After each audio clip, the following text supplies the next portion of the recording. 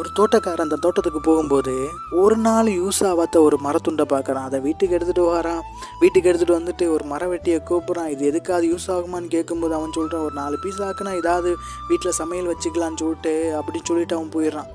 அடுத்தது ஒரு மர வேலைக்காரனை கூப்பிட்றாங்க. அவன் சொல்கிறான், இதை ஒரு சின்ன பொருளாக செஞ்சு ஏதாவது ஒரு காலோ மரத்துக்கு காலா ஏதாவது செஞ்சு யூஸ் பண்ணிக்கலான்னு சொல்லிட்டு அவனும் போயிடுறான்.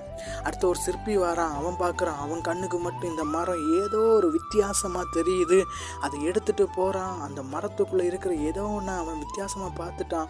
எடுத்துகிட்டு போய் ஒரு நல்ல ஒரு சிற்பமாக செஞ்சு வீட்டுக்கு கொண்டு வந்து இந்த தோட்டக்காரன்ட்ட கொடுக்கும்போது தோட்டக்காரனுக்கு பயங்கர சந்தோஷம். இன்றைக்கி நான் உங்களை பார்த்து சொல்கிறேங்க, அதே போல தான் நீங்களும் நானும் ஏசப்பா கரத்தில் நம்மளை ஒப்பு கொடுப்போன்னா அவர் நம்மளை ஒரு விசேஷமான பொருளாக மாற்றுவார், ஒரு விசேஷமாக மாற்றுவார். நம்மளை கண்டு நகைத்தவர்களுக்கு முன்பாக எல்லாம் நம்மளை ஒரு ஆசீர்வாதமாக மாற்றுவார். ஆமென்.